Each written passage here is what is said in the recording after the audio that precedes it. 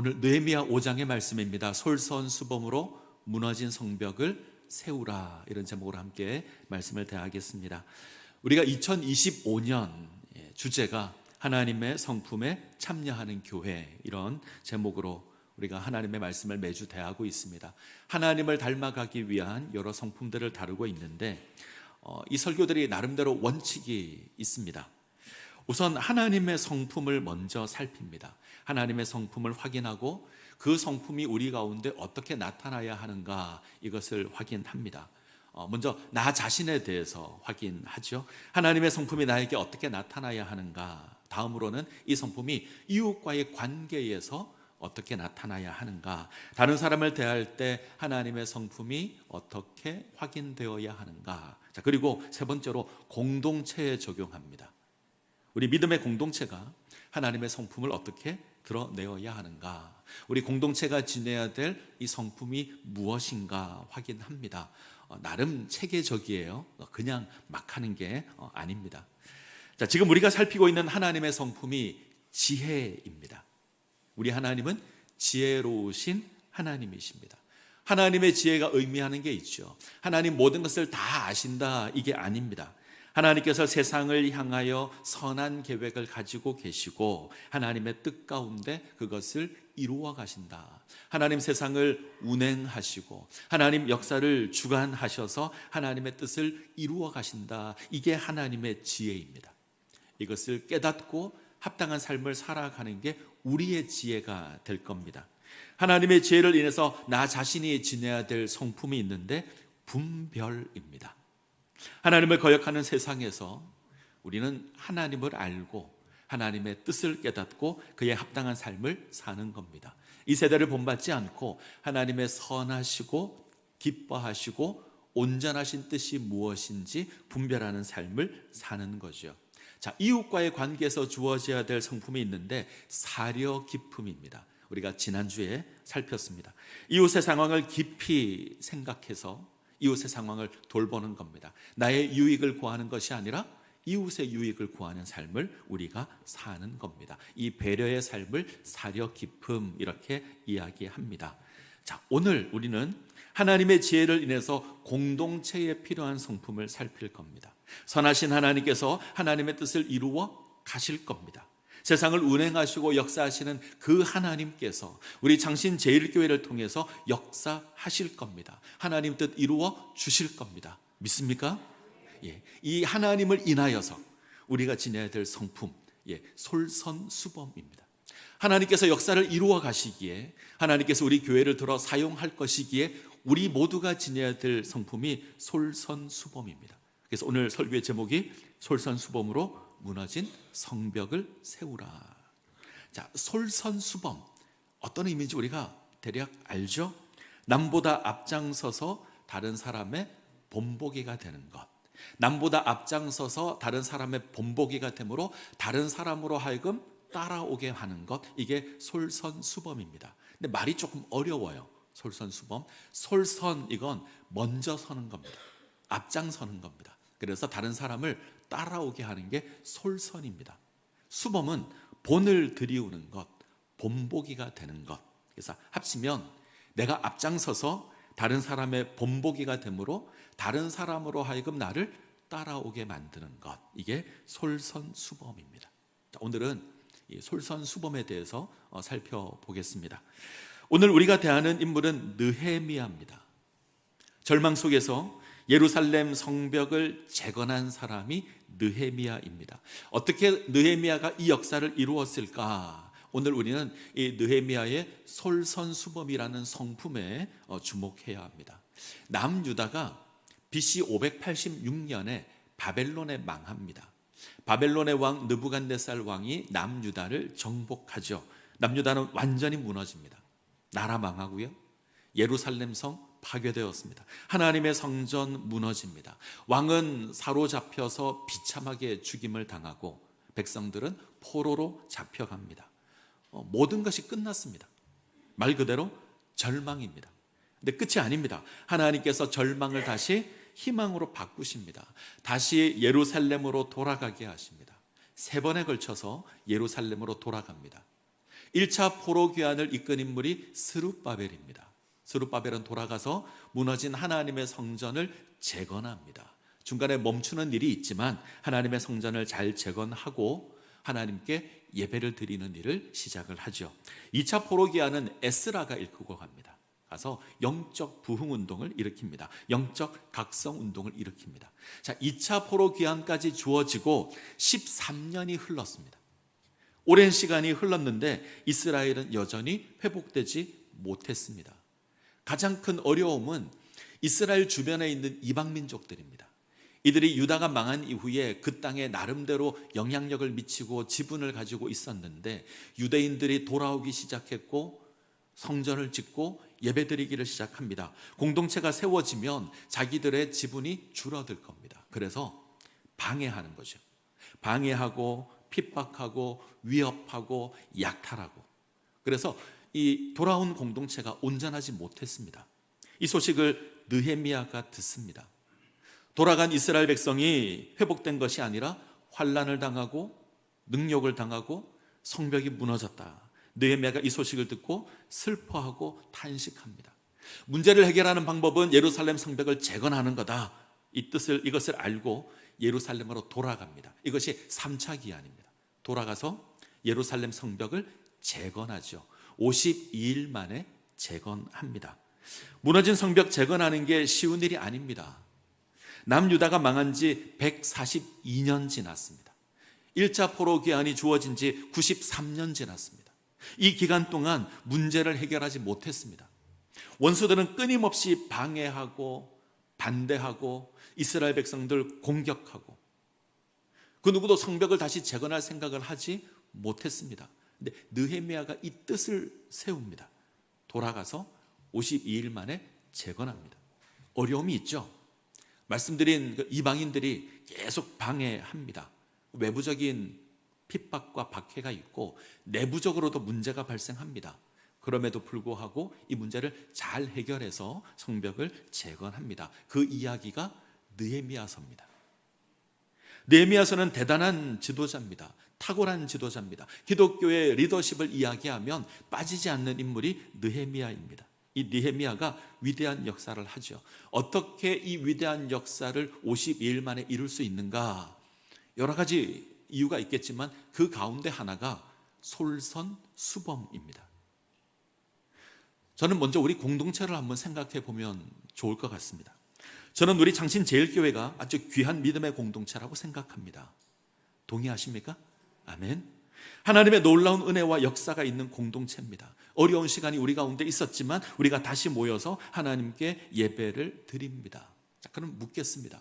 우리 공동체가 완전한 공동체입니까? 온전한 공동체인가요? 그건 아닌 것 같습니다. 성전을 완공하고 예배를 드립니다. 그러나 아직 완전한 것은 아닙니다. 부족함이 있고 연약함이 있고 곳곳에 문제가 있습니다. 원수 마귀는 여전히 우리를 위협하고 우리를 방해하고 있습니다. 저는 하나님께서 우리 교회를 통해서 위대한 역사를 이루어 갈 것이라 믿습니다. 마지막 때에 하나님께서 우리 교회를 귀하게 사용하실 겁니다. 그 지혜가 하나님께서 지혜로우신 하나님께서 그것을 하실 겁니다. 우리는 그것을 믿습니다. 이러한 하나님의 뜻을 인해서 우리가 지내야 될 것이 있는데 해야 될 것이 있는데 성벽을 쌓는 겁니다. 원수 마귀가 우리를 흔들지 못하도록 성벽을 쌓아야 합니다. 우리가 온전하게 하나 되어서 하나님 나라의 사역을 감당할 수 있도록 우리는 성벽을 쌓아야 합니다. 이 일을 위해서 우리가 지내야 될 자세가 있는데 솔선수범입니다. 한 사람만 솔선수범하는 게 아니라 우리 모두가 솔선수범의 자세를 지녀야 합니다. 그러면 우리 공동체가 온전해질 겁니다. 우리가 성벽을 안전하게 쌓으면 우리가 안전할 것이고 견고할 것이고 하나님 나라의 사역을 감당하게 될 겁니다. 놀라운 하나님의 역사가 우리 가운데 있을 겁니다. 이 일을 믿으시기 바랍니다. 자, 오늘은 세 가지로 이 솔선수범의 모습을 찾아볼 텐데 마음에 잘 새기셨으면 좋겠습니다. 그리고 동참하실 것을 부탁을 드립니다. 첫 번째, 느헤미야는 하나님의 역사를 깨닫고 그 일에 솔선수범합니다. 느헤미야는 예루살렘 성벽 건축하는 게 하나님의 뜻이다 깨닫습니다. 그리고 앞장서서 그 일을 합니다. 느헤미야가 예루살렘 총독으로 오기 전에 그는 페르시아 제국의 왕의 술 맡은 관원이었습니다. 술 맡은 관원이 뭐 얼마나 대단하겠냐 이렇게 생각할 수 있지만 고대 자료를 보면 왕실의 재정이나 행정에 관여하는 인물이 이 술 맡은 관원이었습니다. 오늘로 말하면 장관 정도 될 겁니다. 재정이나 행정을 아무에게 맡기지 않죠. 한 나라의 재정, 한 나라의 행정 아무에게나 맡기지 않습니다. 표현을 바꾸면 그만큼 왕의 신임을 받는 인물이 느헤미야였습니다. 페르시아 제국에서 편안하게 살 수 있었습니다. 부귀영화 누릴 수 있었습니다. 더군다나 예루살렘에 일어나는 이 일이 나와 상관없다 생각할 수도 있습니다. 느헤미야는 바벨론 땅에서 태어난 포로기로부터 3, 4대가 지난 인물입니다. 예루살렘에 살다가 잡혀간 인물도 아닙니다. 3, 4대 정도 지나면 나라 잊을 거고요, 애국심도 사라질 겁니다. 그런데 그 소식을 듣고 마음 아파합니다. 자신의 모든 것 내려놓고 예루살렘으로 옵니다. 아무도 하지 않은 일을 이 느헤미야가 합니다. 앞장서서 합니다. 예루살렘에 도착해서 밤에 하나님이 주신 마음을 품고 예루살렘을 살펴보죠. 성벽은 다 무너져 있고 성문은 다 불타버렸습니다. 이제 이스라엘 백성들을 모읍니다. 그리고 그들에게 권면합니다. 자, 2장 18절. 2장 18절 같이 읽습니다. 또 그들에게 하나님의 선한 손이 나를 도운 일과 왕이 내게 이런 말씀을 전하였더니 그들의 말이 일어나 건축하자 하고 모두 힘을 내어 이 선한 일을 하려 하매. 느헤미야가 뜻을 전합니다. 자기의 뜻을 정하고 기도했고 하나님이 어떻게 그 뜻에 응답하셨는지, 왕이 어떤 조치를 해줬는지 백성들에게 이야기를 합니다. 그러자 백성들이 동참하죠. 함께 힘을 내어서 우리가 성벽을 건축하자 동참하는 겁니다. 느헤미야가 솔선수범하니 백성들이 동참합니다. 공사가 진행되자 원수가 일어나 방해합니다. 백성들은 아랑곳하지 않고 공사를 진행하죠. 느헤미야가 솔선수범하기 때문입니다. 느헤미야가 앞장서자 백성들이 따라갑니다. 자, 3장을 가면 성벽 공사를 담당했던 사람들의 이름이 나옵니다. 가문이 소개되고 집안이 소개되고 개인이 소개되는데, 자, 주목할 것이 있습니다. 1절, 3장 1절을 볼까요? 같이 읽겠습니다. 그때에 대제사장 엘리야십이 그의 형제 제사장들과 함께 일어나 양문을 건축하여 성별하고 문짝을 달고 또 성벽을 건축하여 한메아 망대에서부터 하나넬 망대까지 성별하였고. 제일 먼저 이 일을 시작한 사람이 누구죠? 대제사장 엘리야십. 대제사장이 먼저 성문을 건축하고 성벽을 세웁니다. 그러자 여리고 사람이 그 다음 일을 하고, 그 다음에는 아므리 아들들이 그 일을 담당하고, 지도자들이 먼저 하죠. 느헤미야가 먼저 시작했습니다. 총독 느헤미야가 먼저 시작하고 대제사장이 그 일에 동참하고 뒤이어서 백성들이 동참하고, 솔선수범이 역사를 일으키는 겁니다. 지도자들이 먼저 모범을 보여야 합니다. 지도자들이 말만 하고 아무런 행동을 하지 않는다면 도리어 욕을 당할 겁니다. 사람들이 따르지 않을 겁니다. 저는 저희 교회를 향한 속상함이 좀 있습니다. 불편하시더라도 들어주실 것을 부탁을 드립니다. 저는 중직자라는 말을 별로 좋아하지 않습니다. 일반적으로 사용을 하니 저도 사용하겠습니다. 중직자라고 하면 장로, 안수집사, 권사 이렇게 이야기를 합니다. 하나님 이 직분을 왜 주셨죠? 교회를 세우라고, 주님의 몸된 교회를 세우라고요. 다른 사람들의 모범이 되어서 이 일들을 감당해야 합니다. 중직자가 뒷짐을 지고 구경꾼이 되어 있으면 안 될 겁니다. 예배를 참석하셔야 되고 기도회에 참석하셔야 합니다. 예배 모범이라는 총의 책이 있는데 성도의 마땅한 의무가 그 가운데 하나가 예배 참석이에요. 자, 성도의 마땅한 의무가 예배 참석이라면 중직자는 더욱더 그럴 겁니다. 내가 자리를 채우지 않으면 내가 쌓을 성벽의 한 부분이 무너져 있는 겁니다. 내가 예배를 참석하고 기도에 참석해서 성벽을 쌓아야 합니다. 나는 집이 너무 멀다. 아니요, 할 마음이 있으면 할 겁니다. 새벽 예배는 어렵다 그러면 주변에 다른 교회 나가도 됩니다. 적어도 수요 예배와 금요 기도회는 매주 참석이 어렵다면 적어도 한 달에 몇 번 이상은 나오셔야 합니다. 그렇게 하셔야 합니다. 아멘. 분위기가 심각해졌습니다. 자, 주목할 것이 있습니다. 이스라엘이 느헤미야를 따라 성벽 공사를 할 때 모든 백성이 다 따른 게 아닙니다. 모든 집안이 다 느헤미야를 따르지 않았습니다. 드고아 사람들 가운데 특별히 귀족들이 따르지 않습니다. 역사가 일어나고 모두 다 그것에 동참하고 있는데 드고아 사람 귀족들은 참석하지 않습니다. 그 일이 되겠냐? 괜한 수고하는 거야.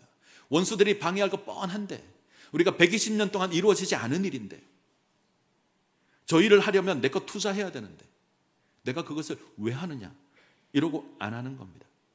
하나님의 역사가 일어날 때 동참하지 않습니다. 이건 부끄러운 겁니다. 아마 성벽이 완공되고 집회를 열고 초막절을 지킬 때 아마 이들은 부끄러움을 당했을 겁니다. 하나님의 역사가 일어날 겁니다. 이 일에 동참하셔야 합니다. 모든 성도들이 동참하는 겁니다. 특별히 직분을 가지셨다면 더욱더 그러해야 합니다. 아멘. 여전히 심각하십니다. 이게. 두 번째, 섬김의 벽돌을 쌓습니다. 다른 사람을 섬기는 일에 느헤미야가 솔선수범합니다. 예루살렘 성벽 세우는 거 간단하지 않습니다. 많은 어려움이 있죠. 우선 원수들이 있습니다. 사마리아 총독 산발랏, 아람 사람 도비야, 이들이 주축이 되어서 방해합니다. 위협하고 협박하고 함정을 파놓고 느헤미야를 죽이려고 합니다. 이런 일이 끊임없이 있었습니다. 또 다른 문제가 있는데 이스라엘 공동체 내부적으로 문제가 발생하죠. 사실 외부의 적보다 무서운 건 내부의 적입니다. 공동체가 무너질 때는 언제나 내부에서 문제가 발생합니다. 하나님의 역사가 이루어지고 있는데 백성들의 삶이 힘들어졌습니다. 흉년이 들었고요. 공사를 진행하느라 아마 농사적인 부분을 잘 신경 쓰지 못했던 것 같습니다. 먹고 사는 문제가 발생했고 식량이 없자 이제 동족 간의 고리대업이 일어납니다. 고리대업이 뭔지 아시죠? 돈을 빌려주고 비싼 이자를 받는 겁니다. 그리고 이 이자를 감당하지 못합니다. 자, 5장 2절 4절. 5장 2절부터 4절 같이 읽겠습니다.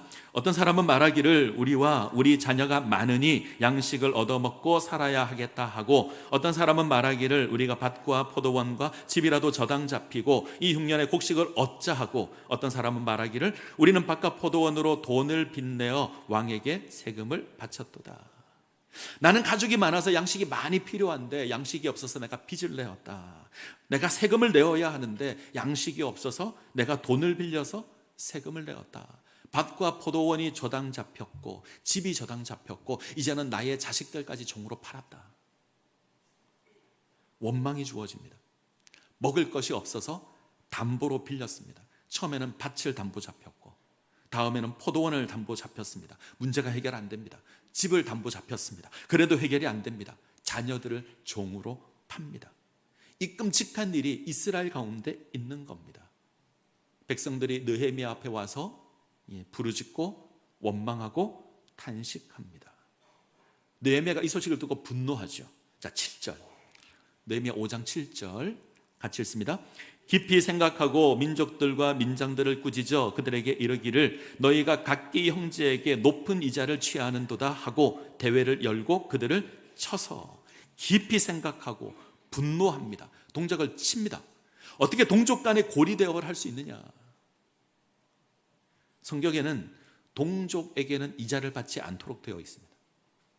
가난한 자가 돈을 빌렸든 음식을 빌렸든 동족에게 빌려주면 이자를 받으면 안 됩니다. 왜요? 빌린다는 건 이미 그 자체로 가난하고 힘들다는 겁니다. 거기에 이자를 받으면 더 힘들어질 겁니다. 그래서 동족 간에 이자 받는 것 금지합니다. 동족을 종으로 삼아도 안 됩니다. 근데 지금 이스라엘은 높은 이자를 받고 심지어 이웃의 자녀를 데려다가 종으로 삼습니다. 얼마 전까지 이스라엘은 포로였습니다. 바벨론의 포로였습니다. 해방되어서 돌아왔는데 자유를 얻은 지 얼마 되지 않은데 이제 스스로 종이 되는 겁니다. 이런 끔찍한 일이 이스라엘 가운데 있었습니다. 자, 자, 느헤미야가 이것을 어떻게 해결할까요? 자, 10절을 보겠습니다. 5장 10절. 같이 읽습니다. 나와 내 형제도 종자들도 역시 돈과 양식을 백성에게 구워 주었거니와 우리가 그 이자 받기를 그치자. 느헤미야가 고백합니다. 나와 내 형제와 종자들도 나의 자식들도 백성들에게 돈과 양식을 빌려줬다. 이제 우리가 이자 받기를 그치자. 해석이 두 가지입니다. 하나, 나도 고리대업했다. 나도 너희와 같이 잘못을 저질렀다. 그러나 이제 하지 말자. 내가 먼저 이자 받지 않겠다. 너도 받지 마. 이거 첫 번째 해석. 두 번째 해석은 나도 가난한 사람들에게 돈과 양식을 빌려줬다. 근데 나는 이자 안 받았다. 이게 옳은 거 아니냐. 너희도 받지 말아라. 이 두 번째 해석입니다. 저는 두 번째 해석이 맞는 것 같습니다. 동족에게 돈을 빌려줬지만 이자를 취하지 않습니다. 느헤미야는 가난한 자를 돕는 일에 모범을 보이고 있습니다. 그리고 너희들도 나처럼 행하라 권면합니다. 그러자 백성들이 느헤미야를 따릅니다. 자, 12절 같이 읽겠습니다. 그들이 말하기를 우리가 당신의 말씀대로 행하여 돌려보내고 그들에게서 아무것도 요구하지 아니하리이다 하기로 내가 제사장을 불러 그들에게 그 말대로 행하겠다고 맹세하게 하고 우리가 당신의 말씀대로 다 돌려보내겠습니다. 우리가 종으로 삼은 사람들 다 돌려보내겠습니다. 우리가 아무것도 요구하지 않겠습니다. 백성들이 느헤미야의 모범을 따릅니다. 자, 14절 이후를 보시면 우리가 읽은 내용이죠. 느헤미야는 자신의 권리를 내려놓습니다. 느헤미야가 예루살렘 총독으로 12년을 총독으로 일을 합니다. 이 기간 동안 총독의 녹을 받지 않습니다. 이때 총독의 녹을 받지 않았다 이 말은 그 예루살렘에 있는 백성들로부터 어떤 것을 거두어 드리거나 빼앗지 않았다 이런 말입니다. 이전의 총독들은 백성들에게서 필요한 것을 거둬 드렸습니다. 자, 15절 볼까요? 나보다 먼저 있었던 총독들은 백성에게서 양식과 포도주와 또 은 40세겔을 그들에게서 빼앗았고 또한 그들의 종자들도 백성을 압제하였으나 나는 하나님을 경외함으로 이같이 행하지 아니하고 앞선 총독들은 지위를 이용해서 백성들을 약탈했습니다. 착취했습니다. 권세로 자기 이익을 취했습니다. 느헤미야는 그렇게 하지 않았습니다. 나는 여호와를 경외함으로 나는 그렇게 하지 않았다. 다른 사람들을 생각해서 가난한 사람들을 생각해서 그렇게 하지 않았습니다. 조금 더 성경을 읽어나가면 느헤미야가 하루에 먹여야 하는 사람만 150명입니다. 이방 사람들까지 합하면 이 숫자가 훨씬 더 많을 겁니다. 날마다 황소 한 마리, 양 6마리, 닭 여러 마리를 준비하고 많은 양의 포도주도 준비해야 됩니다. 그런데 이것을 백성들에게서 빼앗아서 하지 않습니다. 그렇게 할 수 있지만 그렇게 하지 않습니다. 지금 느헤미야는 백성을 얽매고 있는 것을 풀어줍니다. 원망의 줄을 풀어주고 있고 탐욕의 줄을 풀어주고 있습니다. 체면이라는 줄을 풀고 권세라는 줄을 풉니다. 중요한 건 느헤미야가 먼저 풉니다. 그러자 백성들이 그 느헤미야를 따릅니다. 이런 모습들이 필요합니다. 자, 세 번째, 느헤미야는 기도의 벽돌을 쌓는 일에 솔선수범합니다. 지금 우리는 하나님의 뜻을 이루는 느헤미야가 솔선수범하는 것 봅니다. 성벽 재건하는 일에 앞장서고 있고 가난한 자를 돕는 일에 앞장서고 있습니다. 그러자 백성들도 따르죠. 느헤미야가 이렇게 할 수 있는 이유가 있는데 하나님을 경외하는 사람이어서 하나님을 섬기는 사람이어서 이렇게 합니다. 느헤미야는 하나님을 섬기는 일에 솔선수범합니다. 하나님을 경외하는 일에 솔선수범합니다. 특별히 기도에 솔선수범합니다. 우리가 느헤미야 1장부터 13장까지 천천히 읽어나가면 느헤미야가 얼마나 기도를 열심히 하고 있는지 확인할 수 있습니다. 먼저 느헤미야는 기도로 시작하죠. 예루살렘이 황폐하게 되었다 이 소식을 듣습니다. 그리고 기도합니다. 느헤미야 1장은 기도가 전체 내용입니다. 이스라엘의 죄를 회개하고 하나님의 은혜를 간구합니다. 자, 2장에 가면 왕이 느헤미야의 얼굴에 근심이 가득한 것을 보고 묻습니다. 그러자 느헤미야가 자기 민족에게 일어난 일을 고백하죠. 성벽이 황폐해졌고 성문은 부서졌고 백성들은 고난을 당하고 있습니다. 고백합니다. 그러자 왕이 이렇게 얘기해요. 내가 무엇 하기를 원하느냐? 네가 무엇을 원하느냐? 호의를 지닌 왕이 묻는 겁니다. 자, 이때 어떻게 해야 되죠? 필요한 거 구해야죠. 제국의 왕이 필요한 거 구하라고 하는데 기회는 이때니 빨리 달라고 해야 됩니다. 왕의 마음이 변하면 안 되잖아요. 성벽을 재건할 때 필요한 재료를 주십시오. 그럴 수도 있고, 기술자를 보내주십시오. 그럴 수도 있고, 군대를 보내서 지켜주십시오. 그럴 수도 있습니다. 근데 이때 느헤미야가 뭐 하냐면 기도합니다. 자, 2장 4절. 2장 4절 같이 읽겠습니다. 시작. 왕이 내게 이르시되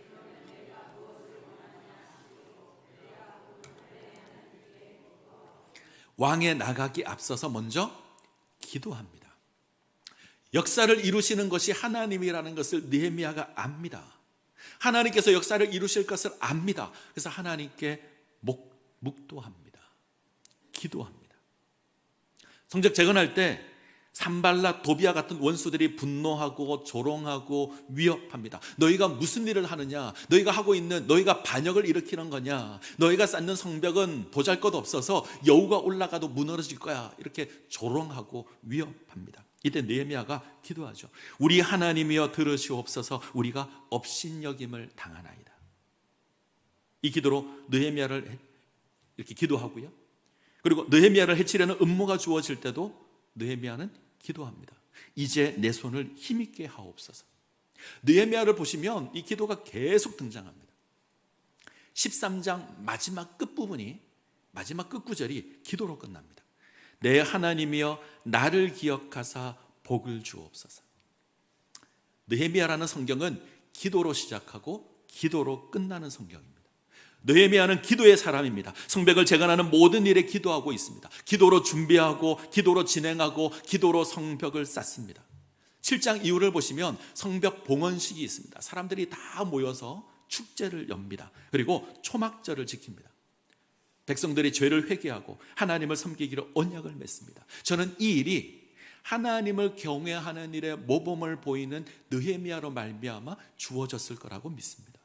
그가 솔선수범했기에 백성들이 이 일에 동참하는 겁니다. 지도자가 기도하는 것 봅니다. 어려운 문제가 있을 때마다 기도하고 기도해서 문제를 해결하는 것 백성들이 봅니다. 도전이 되었을 겁니다. 그리고 동일하게 하나님을 섬기는 자리로 갈 겁니다. 기도하는 무릎이 위대한 역사를 이루어내는 겁니다. 솔선수범과 관계된 좋은 말이 없을까 제가 좀 열심히 찾아봤는데 적절한 명언이 하나 있어서 소개해드립니다. 모범을 보이는 것은 다른 사람에게 영향을 미치는 가장 좋은 방법이 아니다. 그것은 유일한 방법이다. 알버트 슈바이처의 고백입니다. 아무리 좋은 말을 해도 그 일에 모범을 보이지 않는다면 아무 소용이 없을 겁니다. 말만 한다면 부작용을 낳을 겁니다. 우리가 다른 사람에게 영향 끼치기를 원한다면 우리가 먼저 솔선수범해야 합니다. 알버트 슈바이처는 인류애를 실천한 위대한 의사입니다. 동시에 그는 신학자였고 훌륭한 오르간 연주자였습니다. 그가 마음만 먹었다면 유럽에서 안전한 그리고 안정된 명성과 지위를 누릴 수 있었을 겁니다. 이 모든 건 내려놓고 아프리카 오지 람바레네로 갑니다. 화려한 강단 대신 거친 들에서 병든 자를 돌봅니다. 오르간 건반 대신 흙바닥 위에서 환자의 상처를 싸매고 있습니다. 그는 다른 사람에게 봉사하라고 설득하지 않았습니다. 대신 모범을 보입니다. 때문에 많은 사람에게 선한 영향력을 끼칩니다. 아무리 좋은 계획을 세우고 아무리 좋은 권면을 한다고 할지라도 말만 한다면 아무 소용이 없습니다. 말만 하면 따르지 않을 겁니다. 도리어 손가락질을 당할 수도 있습니다. 내가 먼저 벽돌을 쌓아야 합니다. 내가 먼저 벽돌을 쌓아야 다른 사람이 그 일에 동참하게 될 것이고 함께 믿음의 공동체를 세워가게 될 겁니다. 이 은혜를 누리시기를 간절히 소원합니다.